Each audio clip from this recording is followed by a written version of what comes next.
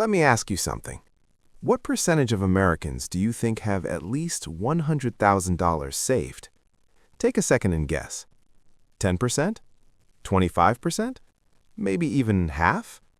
Because $100,000 doesn't sound crazy. It's not millionaire status. It's not retire tomorrow money. It just sounds normal, like something most adults should have at some point. If someone is in their 40s or 50s, working full-time, paying bills, maybe investing a little each month, 6 figures in savings feels reasonable. You hear about investing all the time. You see markets going up.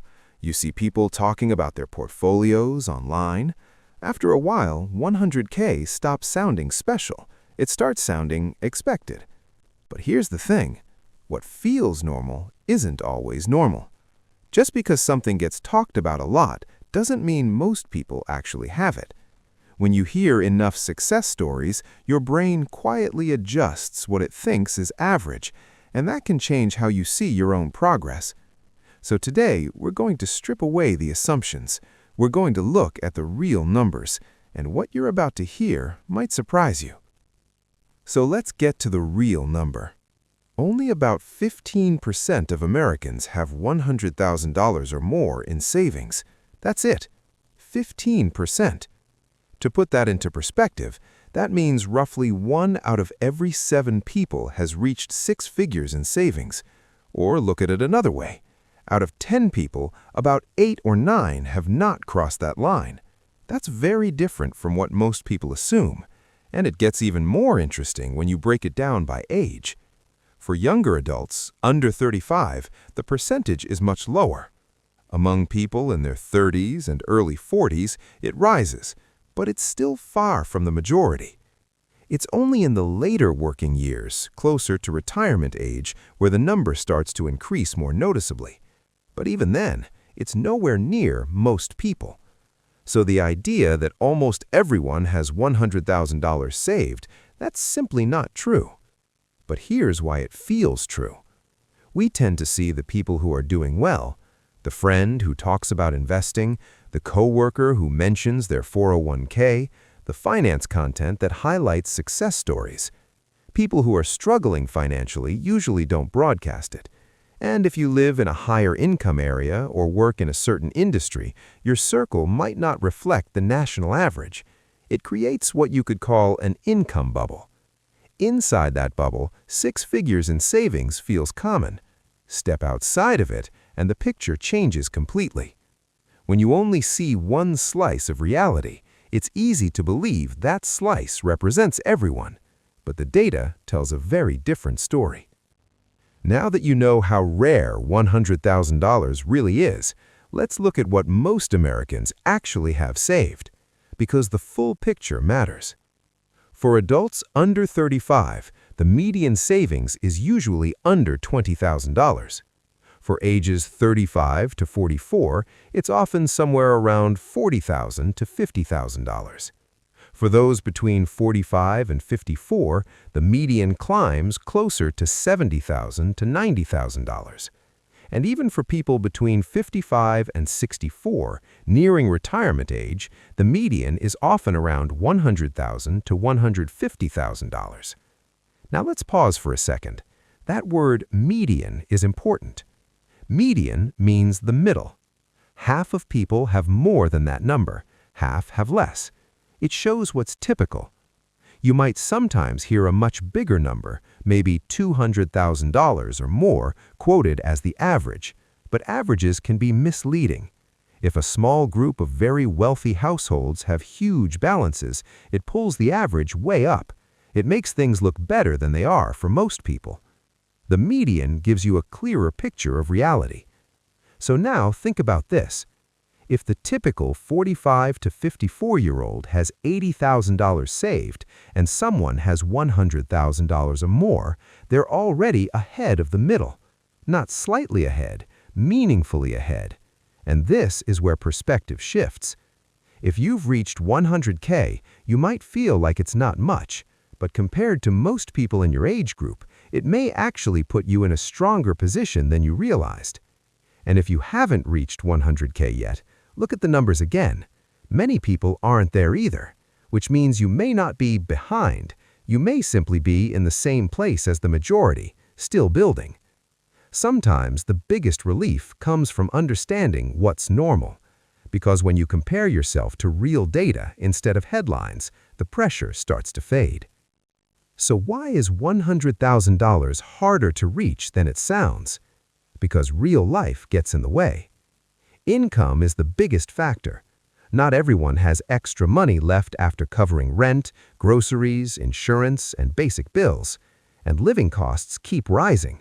For many people, most of their paycheck goes out as fast as it comes in. Then there's debt, student loans, mortgages, credit cards. Those payments slow down how much you can actually save. Some people also start investing late. Maybe they didn't have access to a 401k, maybe their employer didn't offer a plan, maybe they just didn't know where to begin. And here's something important. $100,000 usually doesn't happen in 1 or 2 strong years. It's built over time. Small contributions repeated consistently, letting compounding do its job. There's also the behavioral side. It takes discipline to keep saving when you'd rather upgrade your lifestyle. It takes patience to stay invested when markets drop. The people who reach 6 figures don't rely on luck. They rely on steady habits, repeated for years. And that's what makes it challenging for most people. Now, let's shift perspective. $100,000 is not small. It's a turning point. Because once you hit 6 figures, something powerful starts to happen. Growth begins to work harder for you. When you invest $5,000 on a $10,000 account, that's a big jump. But when you earn 5% on $100,000, that's $5,000 without adding a single extra dollar. The bigger the base, the bigger the growth. That's the leverage. 6 figures is often the point where momentum builds. So instead of comparing yourself to someone with more, start seeing $100K as fuel. It's not the finish line. It's the stage where progress can start accelerating. Now, here's the bigger question. Reaching $100,000 is one thing, but what is that money actually for? Is it your emergency cushion? The base of your retirement plan? Money meant to grow long-term through investing? Because once you hit 6 figures, strategy matters more than the number itself. How is it allocated? How much risk are you taking? Are you thinking about taxes? What's the timeline for using it? Without structure, money just sits there. With structure, it works. A well-organized $100,000 with a clear purpose can outperform a random $150,000 with no plan. At this level, clarity beats size. Here's something most people don't say out loud. Even people with $100,000 saved still feel behind. They look at bigger numbers. They compare themselves to higher earners. They wonder if they should be further along. That feeling doesn't disappear at 6 figures. But the goal was never to compete with headlines. It was never about matching someone else's timeline. The real goal is building a plan that fits your life, your income, your responsibilities, your future. So instead of asking, "Is this enough?" ask a better question. Is this money working the way it should?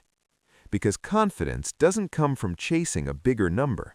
It comes from knowing you're moving in the right direction, with a plan that makes sense for you. If this helped you see the numbers more clearly, here's the next step. It's not about saving harder, it's about planning smarter. Because once you understand where you stand, the real progress comes from structure, knowing how your money is organized, how it's growing, and how it fits into your long-term goals. If you'd like help building that kind of clarity, I've put together a simple training that walks through the exact framework for turning savings into a structured plan. No hype, no unrealistic promises, just practical guidance to help you make confident decisions. If you're ready to move from guessing to having a clear strategy, you can check it out below. And as always, thanks for watching. I'll see you in the next video.